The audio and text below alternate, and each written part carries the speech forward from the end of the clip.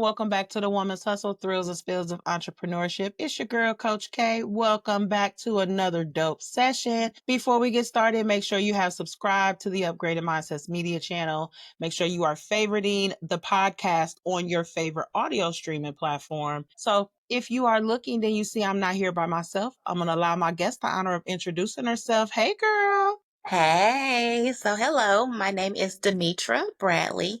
I am the owner of Foxy Defense and Protection, where I teach young girls and women how to physically, mentally, and emotionally protect themselves through self-defense. I'm excited to join you today.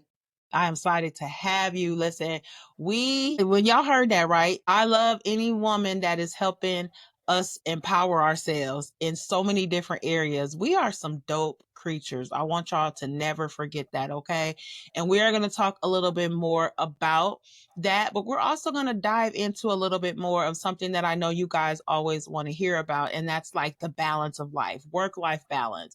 We know that some women are full-time entrepreneurs like myself. Some are still in the workforce. Some are in school. There's so many different variations of that. So we're going to talk about the work-life balance and what that looks like for us, but also what it can look like for you. So Demetra, please share a little bit more about your backstory and what got you started with Foxy Defense Pro.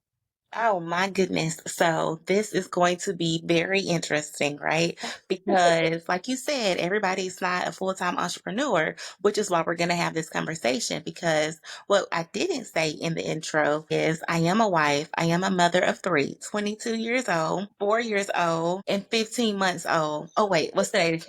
He's 16 months today. Okay. Oh, And then I'm a police officer, been a police officer for 13 years.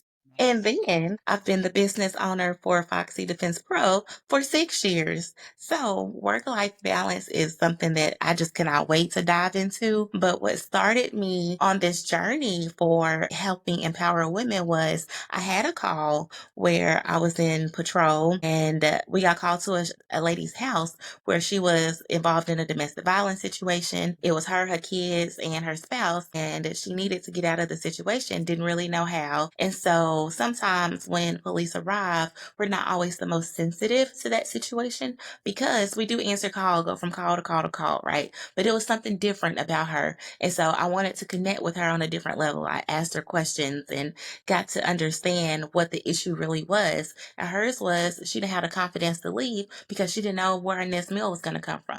She was not the breadwinner in that family, and she was like, and if he touches me or my kids, I don't know what I'm going to do. And so I was like, man, I got to help this lady. So I take it to a shelter.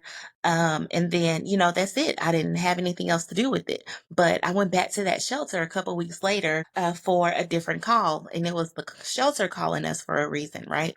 Well, the lady runs up and she's like, hey, officer, just all up.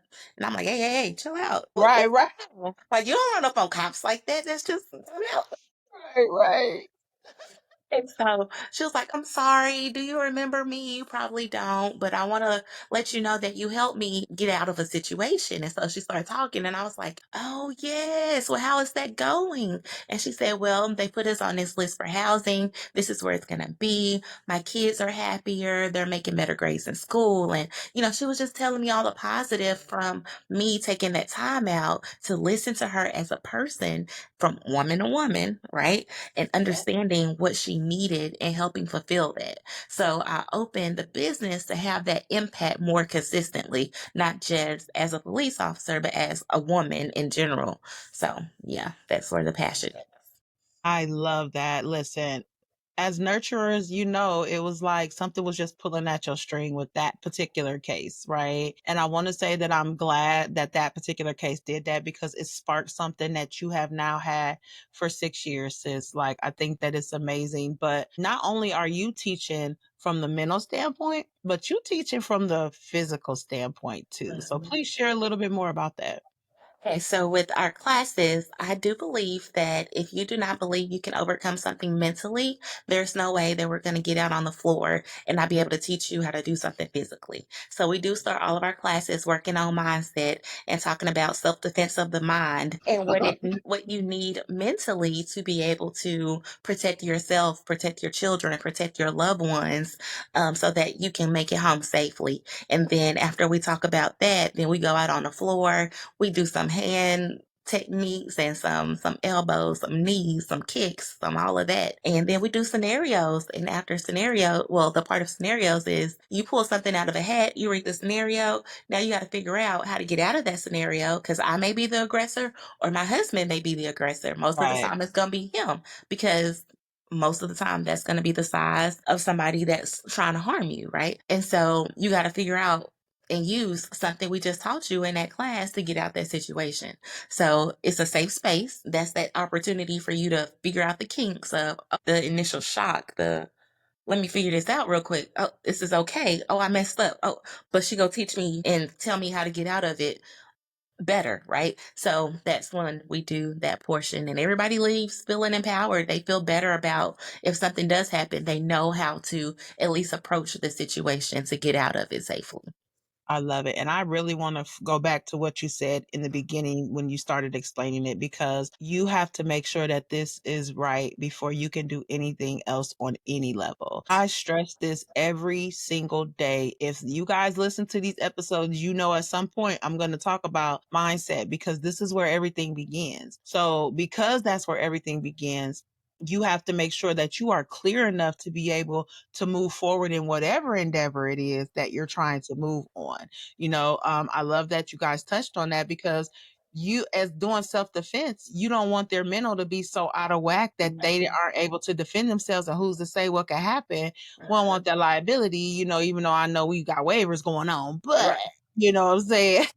Absolutely. But so I love that you really sit down and have that conversation. It's not just going in and saying, "Hey, okay, I'm gonna teach you something for an hour and send you on your way." Like, I love how you really get to like the nitty gritty with them, and I think that that's amazing. I also want to talk more about you because you empower and inspire so many from the mental but the physical perspective. But I also want to know what that looks like for you because as a police officer, as an entrepreneur, as a wife, as a mom, I already know, sis, there's moments of unbalance, unjust, probably havoc, but I would love for you to share a little bit more. Like, what does that look like? And how did you decide that I'm going to make this happen with everything? So my initial mindset with that was I want to be present. I want to be a present wife. I want to be a present mother, but I also want my own things, like my own career. I don't want to be a stay-at-home wife. I mean, there's nothing wrong with that. I just didn't Right. want it for myself. And so in taking on all those hats, so let me just tell you how I became a wife and a mother in the same weekend. So what had happened was we have our wedding. It's Labor Day weekend because most of the people that was participating were in education and, it was holiday, right? And so it's like, okay, that's perfect for everybody. And then my husband's son, he was 10 at the time. And so he participated. He spent the weekend with us and all of that, right? And then he tells his dad, he says, Daddy, I want to live with you full time. And so I'm just like, we at the reception and everything. Right. And what just and so my husband being the man that he is was like, okay, bet, we here, we gonna get your stuff, let me talk to your mama, blah blah blah. And I'm like, hold on, we got a honeymoon and like, wait a minute, I don't know nothing about kids, bro. Like, chill out, time out. And so it's like, we'll figure it out, blah, blah, blah. Yeah. And that's how I became a mom and a wife in the same weekend, right? And so he came with us. His mama had everything done. She said, here's his social security card, his shot records. I've already enrolled him from school. Here you go. And she was like, I'll walk you through it if you need it. And I'm like, okay, yeah, because I'm going to need it. I'm gonna So need it. she's been helpful in that process I love as it. well. She didn't just leave me out there and hang me to dry. Because when I tell you that first day, he said, Miss Demetra, where's my lunch? And I was like, I gotta make lunches. So that's where it started was, oh, I gotta figure out because he's not a brand new um baby, he's already had somebody raise him a little bit. And so I was like, oh, I gotta figure this out. So communication and having that support is what helps and continues to help me. He's grown now. He just turned 22, but he just returned home to help us with the littles, his brother and sister, and having that support system, that balance, that's where it comes from. I mean, I don't even like to use the word balance. It's management. I have a schedule. Everything is color coded. We use an app for everybody in the family that's a part of that support system. So me, my husband, my mom, and the oldest, we are all on that app. Everybody's stuff is color coordinated in that app. If you have something going on, if you have work, an event, everybody, doctor's appointments, is all in that app. And then on top of that app, it's in my personal planner, color code as well. So that's how I keep my schedule and days and everything separated. And then you just plan ahead. So the only way to do everything is to not do everything. And I'm gonna say Oh, that again. The hey, only way say it, to do please. everything is to not do everything. So we do have people that come once a week that's helping us with the maintenance of the house. We have somebody that helps us with meals because I'm trying to get that baby fat off, and McDonald's and all these other places, Come on. Chick-fil-A right there readily available. So I have to have assistance Yeah, it's because I facts. don't have the time to meal prep. But if somebody does that for their business, the only way to do it all is not do it all. It's for me to Yep. reach out and assist or have them assist me in making meals for myself and my family. So we Yeah. have help. We have Hey, the support that we need. I love that you even said that because I cannot stress to people enough the power of having help, not just from the personal perspective, but from the entrepreneurial perspective. Right. We've got to get out of that mindset of starting the business all by ourselves. Oh, I did this by myself. I don't like saying that anymore. It is an outdated value and an outdated system. We got to stop doing that. I love Yeah. that you have structure, you have color codes. Hey, it's not like me because I definitely have color codes. Like even when it comes to the podcast, because I have two, they're color coded. So I know this color is empowering real talk. This one is the woman's hustle. But also if I have a regular consultation, whether I have a regular coaching session with a regular client, like they are all color coded. So I love that you did that. It's the importance of having that structure. We want our life to be easy. And I know that in the beginning, it probably took a while for you guys to get those systems in play. So probably a lot of trial and error, people frustrated, like, I don't want to do this, but that hard work had to be done in order to make things easier for you. So, with you saying making things easier, transitioning to having a business did make it easier when I already had systems in place. So, I had the mindset of, well, computers and websites, and that's not my thing. Let me reach out to somebody for that. So, even on the business side, I have people that help me with that. Now, granted, they may be in a different country or, Hmm. something like that. It doesn't matter, but they can make my PowerPoint slides for me for presentations, and they can edit my videos and pictures and that type of stuff. So just having that ahead of time, that knowledge of knowing, like, I'm not gonna be able to do that, I can't keep up with it, let me reach out to somebody that is, and it helps me in the long run, and It it helps the does. business run consistently. Because if it was Yes. just up to me, I would be like, oh, did I post today? I didn't, maybe tomorrow.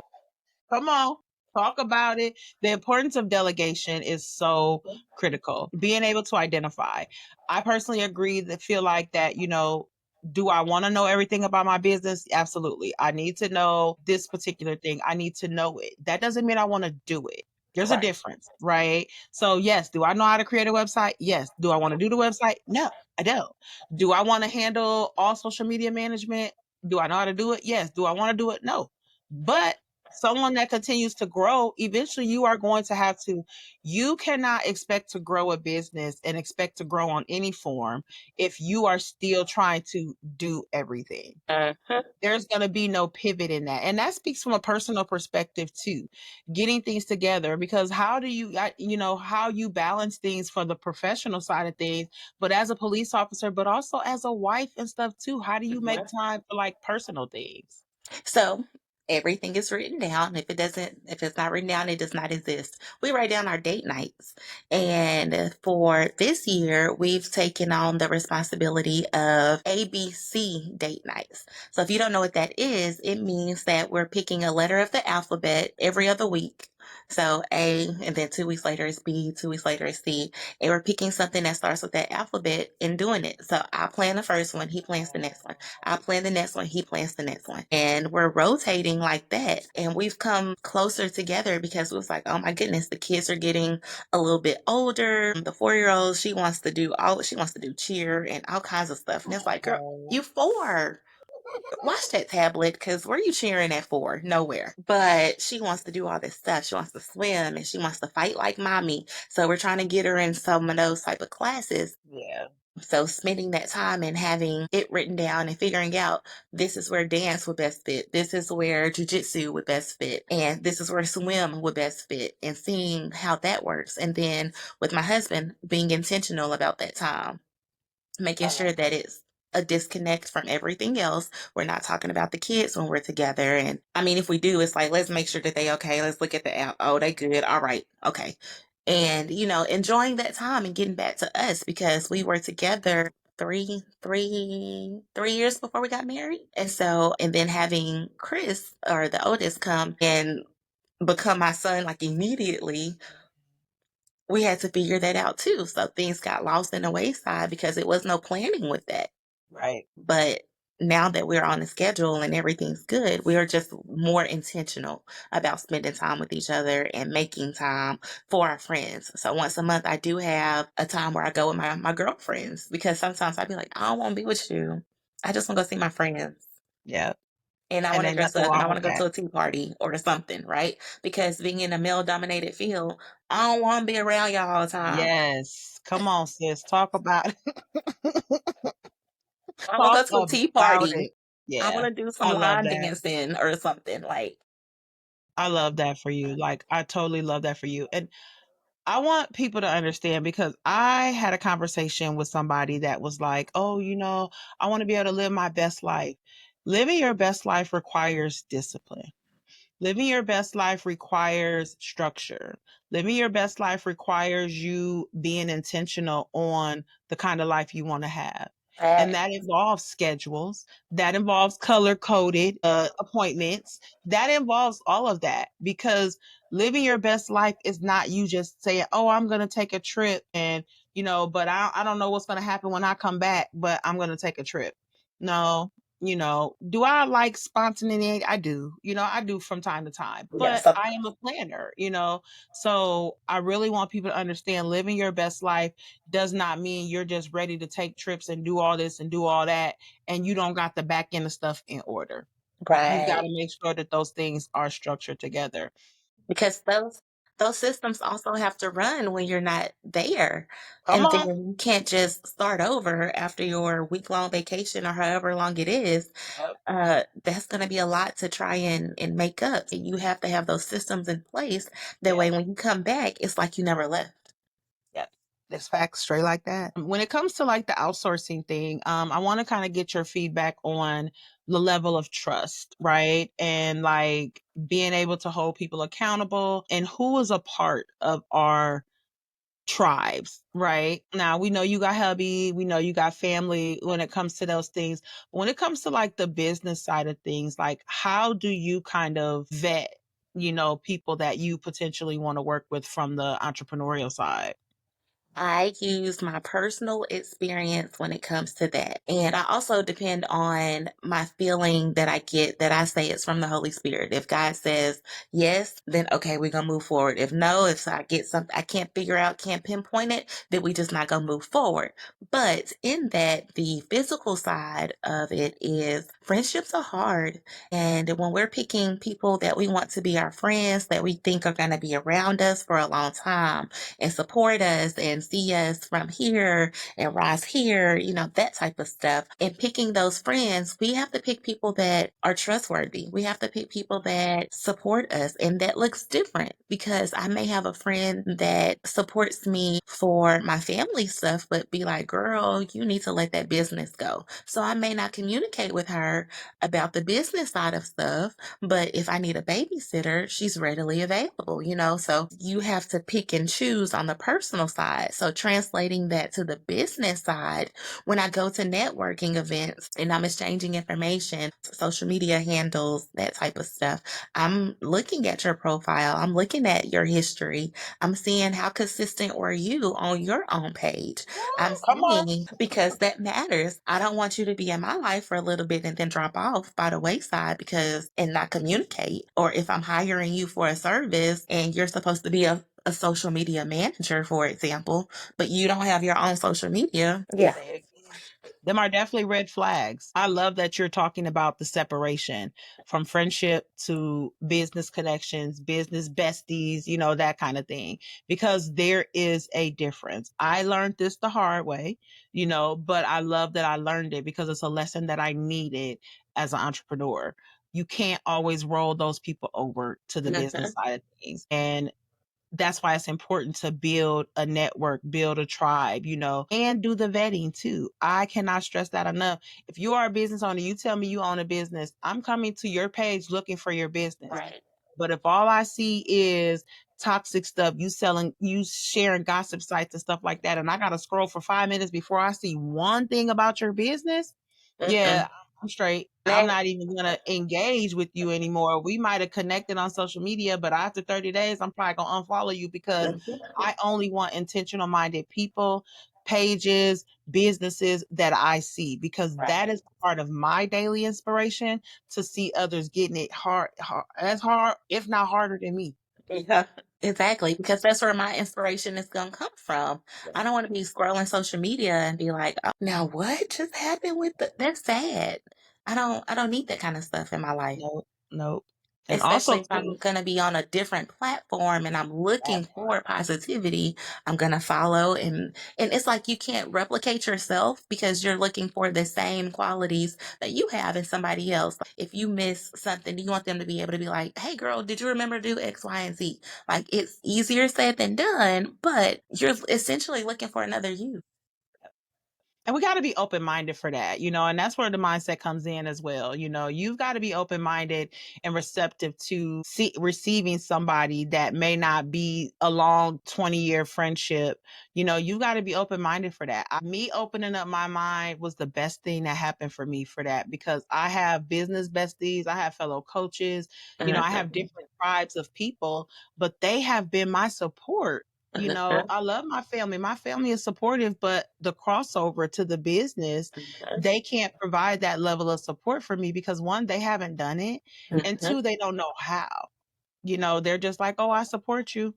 I know you do. Thank you. But I need that somebody like you said, oh, you had a misspelling on your website. I see you made a post, the link didn't work Right. or something like that. We need them kind of people in our Yes. lives. You know what I'm saying? Like, correct my jive. I ain't got no Yes. thank you. 'Cause you Yes. might have if I that mistake might have cost me some money, but I got a Exactly. business bestie that peeped it and said, "You know what? Go ahead, handle that." And You that know, business person is not like, "Oh, look at her. She can't even spell," and that keep part. scrolling. Don't need that. And being shady with it. Come on. Them Yeah, toxic people. screenshotting, telling, just messy.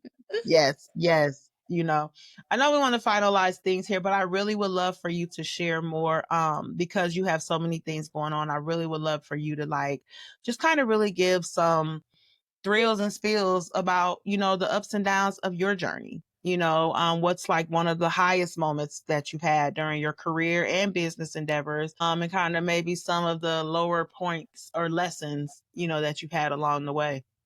So one of the highest points for my career would be being the first Black female president of our Black Police Association. I said, what is 2020, 2021? I can't remember exactly which year it was, but it was like, yeah, you're the first female president we've had. What? How long has association been around? 1970 something. What?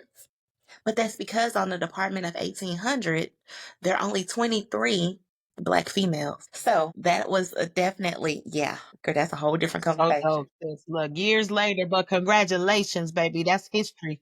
That's what I'm talking about. And Come on on. the low points, I still look at them as learning opportunities because being in this field, I've realized that, okay, I'm not the superwoman that I thought I was.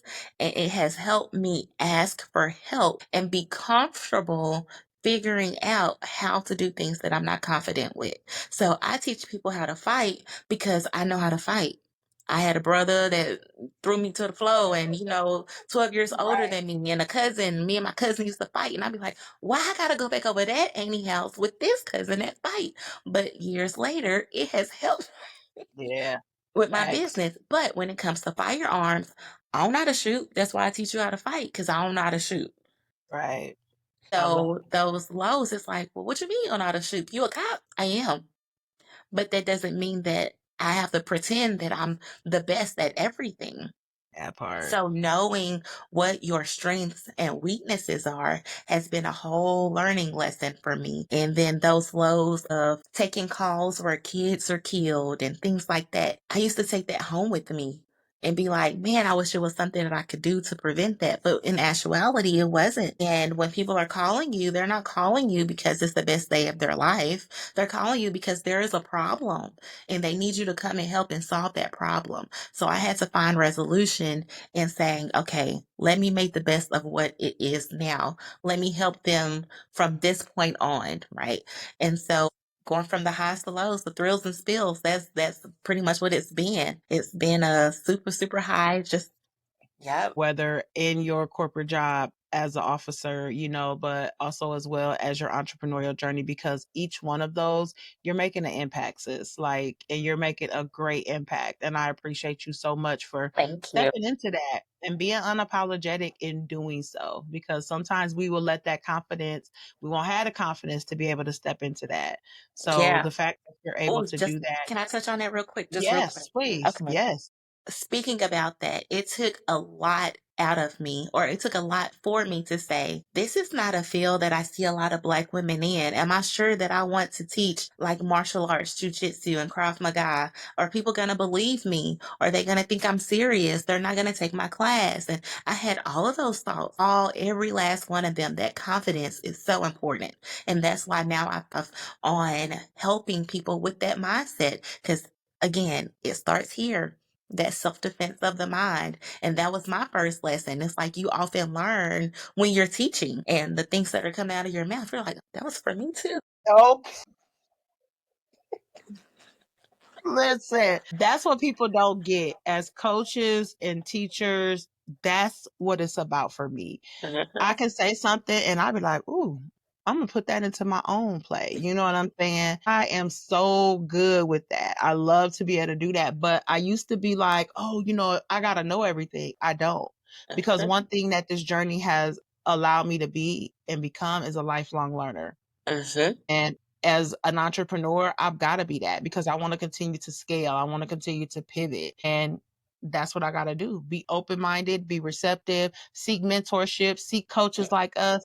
Listen, y'all got to stop thinking that y'all don't need help. Okay. I'm That's calling right. people out before we finalize up. Okay. You need help. You need support. You may not know exactly what that looks like, but it's okay to have a conversation to find out what.